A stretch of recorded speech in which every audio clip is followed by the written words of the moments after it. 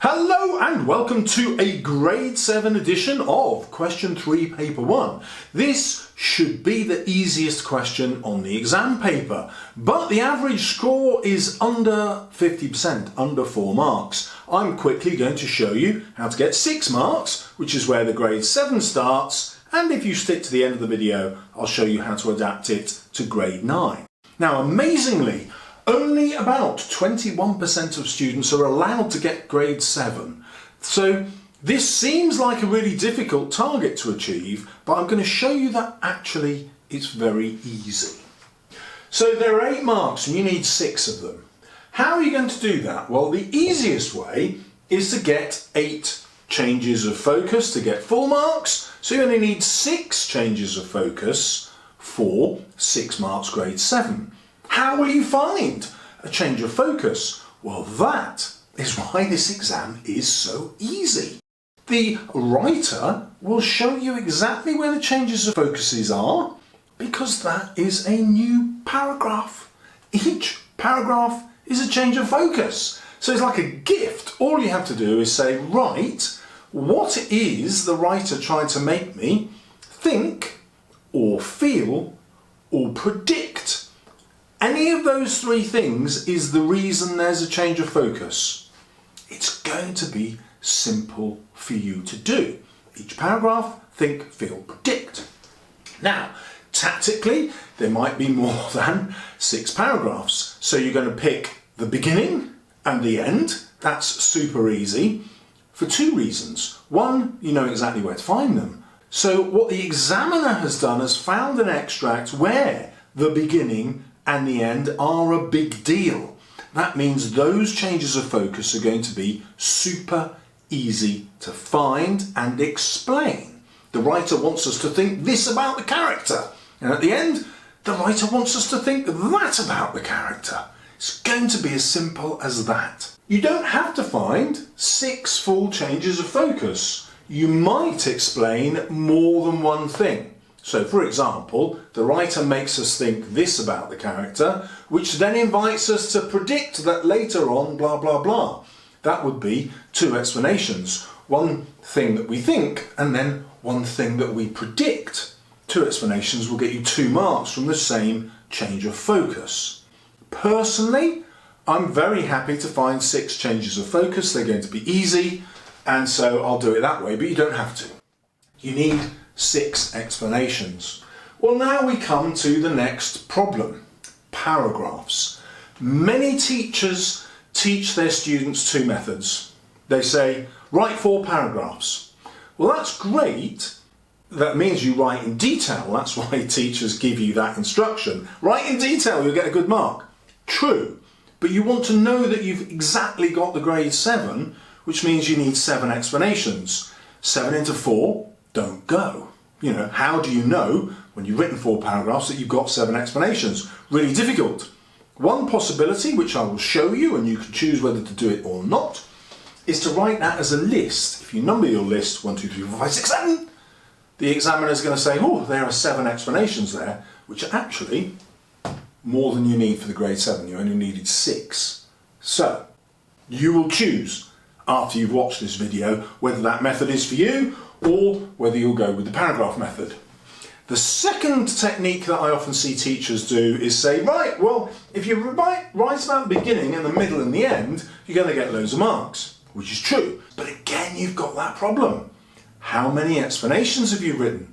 You are at risk when you write just about the beginning and the middle and the end of just writing 3 really good explanations, which might only get you 3 marks. And guess what? 3.7, 3.8, 3.9, that is always the average marks every year for this question. That's why students are writing too little. It's not that they don't have the understanding that will help them get a grade 7, it's that they don't have the technique. So, let's find out what the technique looks like and dive into the screen. Okay, here are the 6 changes of focus that are going to be easy to spot. They're all separate paragraphs. Starts off with a man in the kitchen feeling a bit anxious.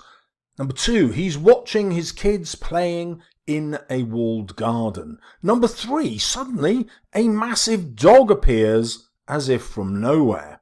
Number 4, the kids keep on playing, ignoring the dog as though it's not there. Number 5, the man rushes outside to try and save his kids. And number 6, the dog is nowhere to be seen. The dog has vanished. So all you have to do is come up with plausible reasons why the writer has changed those focuses. That's going to be easy for you to do right here from this list without even reading the actual text. So here is a grade 7 answer. The student has got 6 marks. They've written 5 paragraphs, and in bold you can see they've only used 5 quotes. So this is tricky, isn't it? You're in the exam, you've only found 5 quotes to write about, and you've only written 5 paragraphs. How would you know what mark you're going to get? And in particular, with this student, how on earth did they manage to get 6 marks instead of 5? Okay, that's why I'm going to show you what it looks like as a list. These are exactly the same paragraphs in exactly the same order, but there's a different explanation with each number. In yellow, I'm going to show you the explanations which didn't score marks. But imagine you're in exam conditions, you know if you've numbered them that you've got a very good chance of getting 8 marks for your 8 points. Let's have a look. Number 1. At the beginning, the writer focuses on the phrase eerie hound. This invites us to wonder what the dog is doing, how it entered the field and why it came. 1 mark. The next paragraph focuses on descriptions of the house, where the window was stained glass in parts. Good bit of evidence, but the explanation, this invites us to wonder about what sort of house this is not really a relevant explanation. It's a house with some stained glass. Any description is going to invite us to wonder about anywhere, and so this isn't an insightful point. It's just saying the writer has used words to make us interested, effectively, so it doesn't score a mark. Number 3. Then the focus changes to a description of the field in order to give us a clearer picture of where the family lives. That's another pretend explanation. It's like saying, yes, the writer is using words to make us think about the place. It's not really a proper change of focus.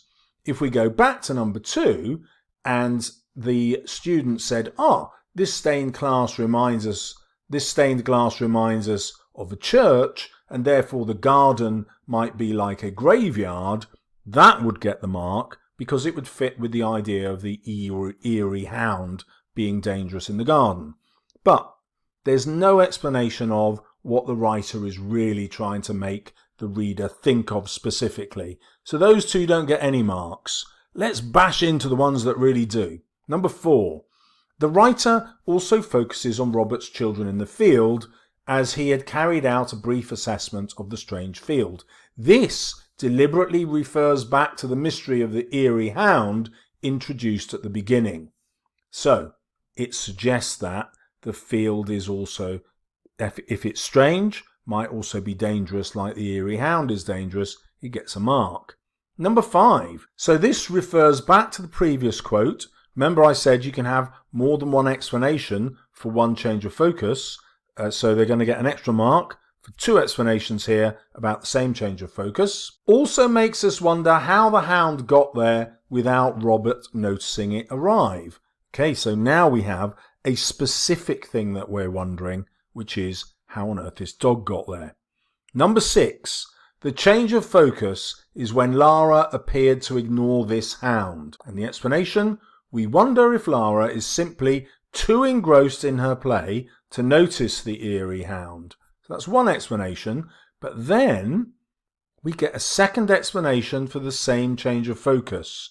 We also wonder whether in fact this dog is a ghost only Robert can see. And that's why Lara's ignoring it, you see.